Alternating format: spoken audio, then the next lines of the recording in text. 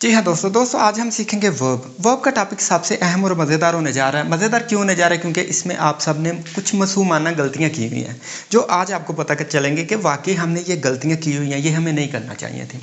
Verb की generally 2 category होती हैं, एक एक्शनेबल वर्ब और एक इनएक्शनेबल वर्ब। इसके बाद आज हम सीखेंगे एक्शनेबल वर्ब की मज़ीद 4 कैटेगरी। एक्शनेबल वर्ब में पहली वर्ब वो होती है जो अपने बाद डायरेक्ट ऑब्जेक्ट लेती है। एक्शनेबल वर्ब में एक वो भी वर्ब होती है जो अपने बाद प्रेपोजिशन लेती है। फिर एक्शनेबल वर्ब में एक ऐसी वर्ब भी होती है जो अपने बाद डायरेक्ट कोई पार्टिसिपल ले लेती है। और इसके बाद एक्शनेबल वर्ब में एक वर्ब ऐसी भी है जो अपने बाद कुछ नहीं लेती। आज हम वो वर्ब सीखेंगे जो अपने बाद डायरेक्ट ऑब्जेक्ट लेती है। ये एक्शनेबल वर्ब में वो वर्ब हैं जो अपने बाद डायरेक्ट ऑब्जेक्ट लेती हैं। अब हमारी मासूमाना गलतियां क्या है वो हम नोटिस करते हैं। सबसे पहले कहते हैं Ali married with his cousin. Ali ने शादी की है अपनी कज़न के साथ। इसमें मैरिड जो सा ना ये वर्ब है, ये आपको पैसे पता चला मैरी मैरिड मैरिड, इसकी 3 फॉर्में बनती हैं तो ये आपकी वर्ब है। विद हिज कज़न, ये विद इधर प्रेपोजिशन लगा है, विद इधर प्रेपोजिशन लगा तो ये गलत है। आज हमने कौन सी करनी है जो अपने बाद डायरेक्ट ऑब्जेक्ट लेती हैं। अली मैरिड हिज कज़न ऐसे ठीक था, लेकिन आपने क्या लिखा है? हम भी लिखते हैं, हम सब लिखते हैं। अक्सर मैंने नोटिस भी किया हुआ बच्चे लिखते हैं कि Ali married with his cousin. जब भी मैरी का लफ्ज़ आता है तो हम उसके साथ विद प्रेपोजिशन इस्तेमाल करते हैं। हालांकि जो मैरी है ना ये वर्ब कभी भी अपने बाद कोई प्रेपोजिशन नहीं लेती। इसका एक्यूरेट ये था, करेक्ट इसका ये था Ali married his cousin. Ali ने अपनी कज़न के साथ शादी की। इसके बाद आपने विद नहीं लगाना। इससे आगे आ जाए, कहते हैं इंडिया अटैक्ड, अटैक्ड, इसमें ये वर्ब थी अटैक्ड ऑन पाकिस्तान। इंडिया ने पाकिस्तान पर हमला किया, पर के लिए हम ऑन लगा दिया। अटैक भी याद रखना वर्ब के तौर पे जब इस्तेमाल होती है, एक ऐसी वर्ब है जो कभी भी अपने बाद कोई प्रेपोजिशन नहीं लेती। इसका एक्यूरेट ये था इंडिया अटैक्ड पाकिस्तान। इसके बाद आपने कोई प्रेपोजिशन इस्तेमाल नहीं थी करनी, ये इसका एक्यूरेट था। ये इधर जो ऑन था ना ये गलत था।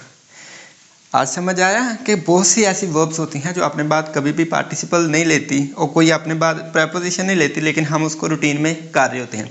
इसके बाद आज अगली सीख लेते हैं। कहते हैं अहमद इज़ डिमांडिंग, डिमांडिंग ये उसकी 4th फॉर्म ऑफ वर्ब है, ये वर्ब है। Ahmad is demanding for his promotion. Ahmad अपनी प्रमोशन के लिए चीज़ें डिमांड कर रहे हैं, कह रहे हैं मेरी प्रमोशन करो।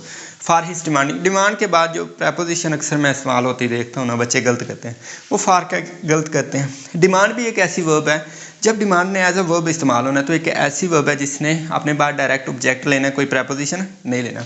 इसका ये है Ahmad is demanding his promotion, ये इसमें वर्ब है। Ahmad is demanding his promotion, ये इसका एक्यूरेट है। अगर इसके बाद आप कोई भी प्रेपोजिशन इस्तेमाल करेंगे तो ये आपका गलत हो जाएगा। इसके बाद आगे आ जाए, कहते हैं Hamza entered in the class, ये in the class.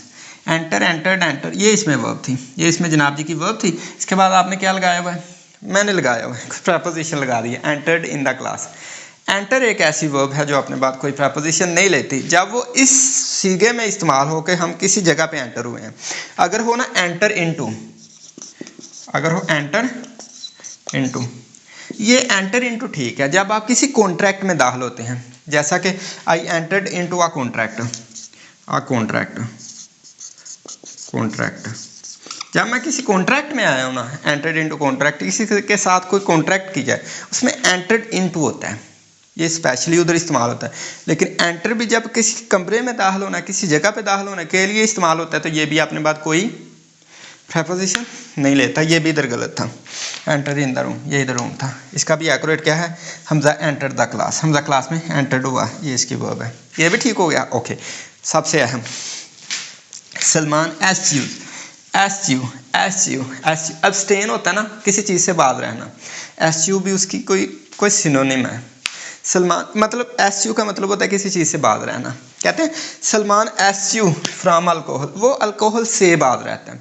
Abstain from होता है ना, अब्सटेन एक ऐसी वर्ब है जिसके बाद फ्राम लगता है। मतलब Ali abstain from taking smoking, तो फ्राम एक ऐसी वर्ब थी, अब्सटेन एक ऐसी वर्ब थी जिसने अपना बाप क्या लेना था? प्रेपोजिशन लेना था। एस यू एक ऐसी वर्ब है जो सेम सिनोनिम में, सेम कॉन्टेक्स्ट में इस्तेमाल होती है, लेकिन अपने बाद कोई भी प्रेपोजिशन नहीं लेती। एस यू बाज रहना। Salman S U alcohol, Salman S U from alcohol, ये फ्राम इधर गलत है, ये वर्ब थी। इसका ये है Salman S U alcohol, Salman alcohol से अवॉइड करता है, उससे बाज रहता है। इसके बाद आगे आ जाए, कहते हैं Nadar hates with smoking.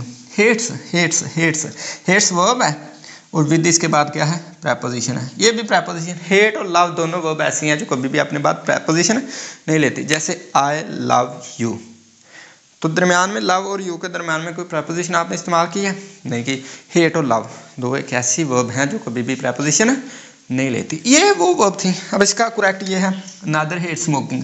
Smoking verb है, ये इसने डायरेक्ट अपने बाद ऑब्जेक्ट ले लिया। ये सब्जेक्ट है, ये वर्ब है और ये ऑब्जेक्ट है, ठीक है। ये हेट एक ऐसी वर्ब थी जिसने अपने बाद कभी भी कोई प्रेपोजिशन नहीं लेना।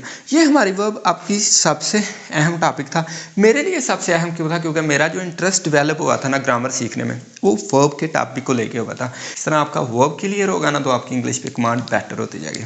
ओके, अल्लाह हाफिज़।